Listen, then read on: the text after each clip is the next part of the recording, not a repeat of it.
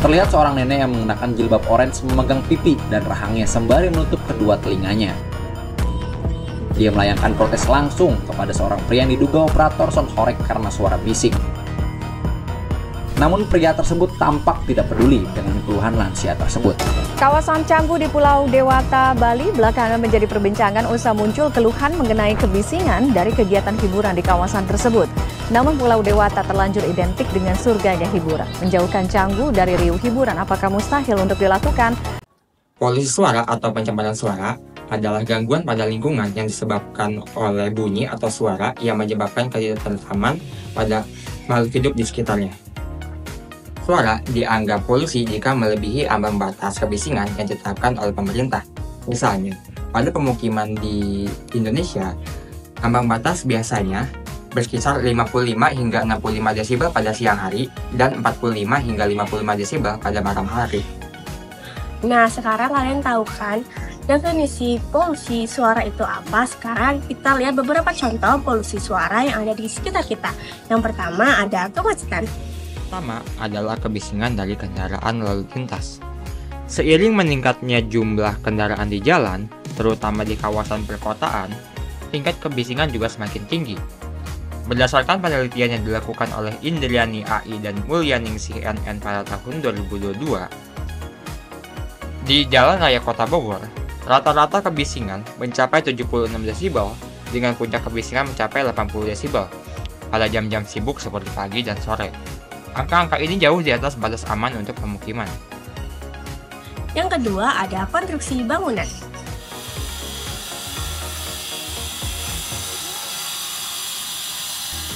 Kebisingan juga berasal dari aktivitas konstruksi bangunan.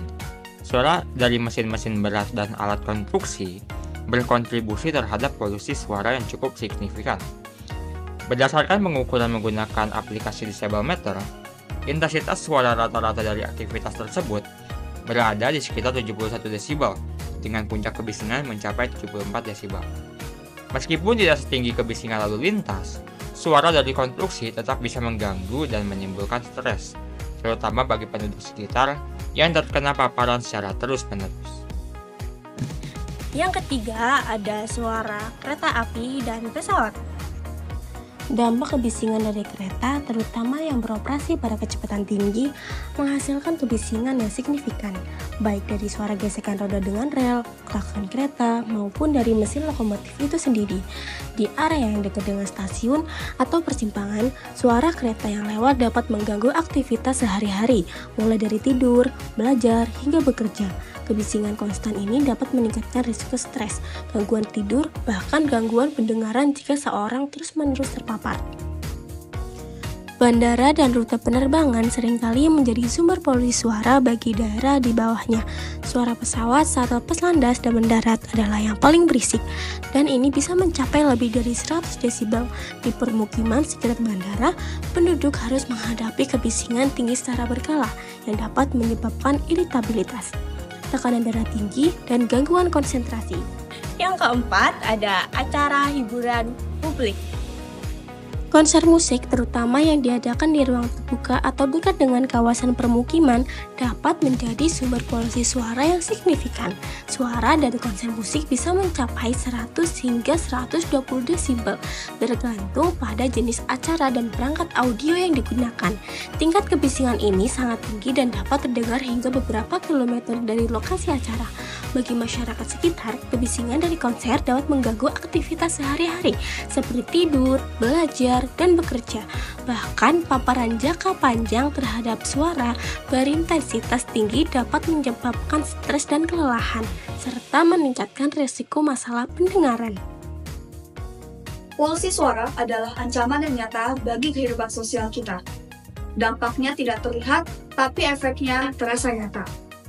Paparan suara bising yang konstan dapat merusak kualitas hidup kita, mulai dari gangguan tidur, stres, serta adanya penurunan produktivitas yang tentunya akan mempengaruhi stabilitas kehidupan kita.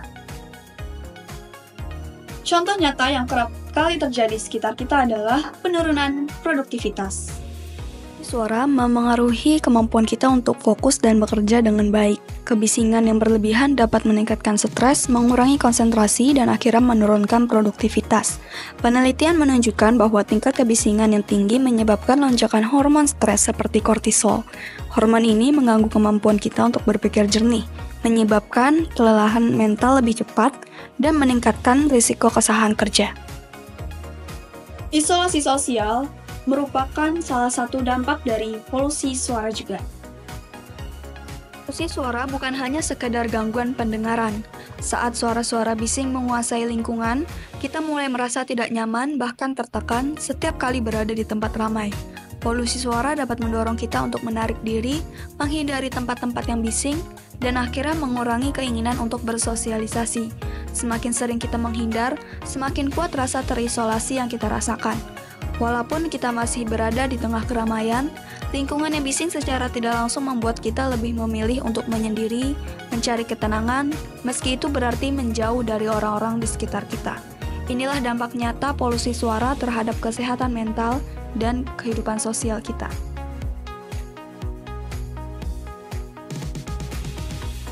Gangguan komunikasi tidak dapat kita pungkiri merupakan salah satu dampak dari polusi suara juga.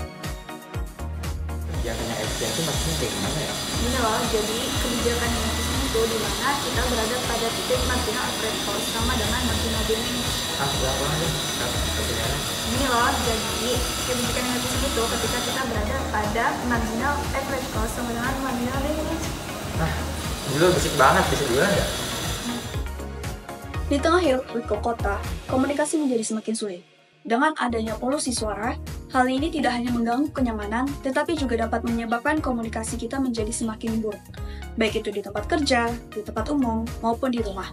Kebisingan yang terlalu sering memaksa kita untuk meningkatkan volume suara kita dalam berbicara, mengulang kembali apa yang kita bicarakan, bahkan apa yang kita sampaikan dapat tersampaikan dengan tidak jelas, sehingga hal ini dapat menyebabkan kesalahpahaman, ketegangan, bahkan membuat kita merasa lebih lelah ketika berkomunikasi dengan seseorang. Nikmati waktu bersama keluarga merupakan sebuah momen sederhana yang penuh kebahagiaan dan ketenangan. Namun, seiring waktu, ketenangan ini perlahan mulai terganggu ketika polusi suara dari luar mulai menyusup, mengusik ketenangan dan merusak momen kebersamaan.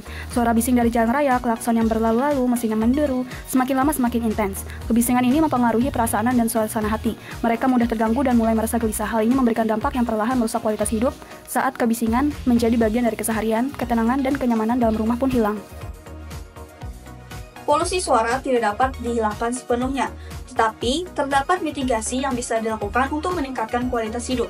Misalnya seperti pemakaian material peredam suara, yang kedua penataan ruang kerja yang baik, dan yang terakhir adalah adanya regulasi terkait kebisingan. Apakah hanya itu saja mitigasi yang bisa kita lakukan? Tentu saja tidak. Adapun mitigasi yang bisa kita lakukan, seperti penanaman vegetasi sebagai peredam alami. Menurut penelitian Acoustic Property of Bamboo menjelaskan bagaimana struktur bambu dapat mempengaruhi kemampuannya dalam meredam suara. Dengan berbagai keunggulannya, bambu dapat menjadi solusi inovatif dalam mengatasi polusi suara di lingkungan. Dengan memanfaatkan sifat akustiknya serta berkelanjutannya, bambu menawarkan pendekatan yang efektif dan estetis untuk menciptakan ruangan yang lebih tenang dan harmonis, sekaligus menjaga kelestarian lingkungan. Tidak semua berhak mendapatkan kehidupan yang tenang dan nyaman untuk hidup dan bekerja. Polusi suara bukan hanya gangguan sementara, bersama-sama kita bisa ciptakan suasana yang positif dan lingkungan yang lebih tenang. Mari kita mulai hari ini karena setiap langkah kecil yang kita ambil akan memberikan dampak yang besar. Ayo, mari kita kurangi polusi suara dan ciptakan dunia yang lebih tenang. Hentikan kebisingan, Pulihkan Kedamaian.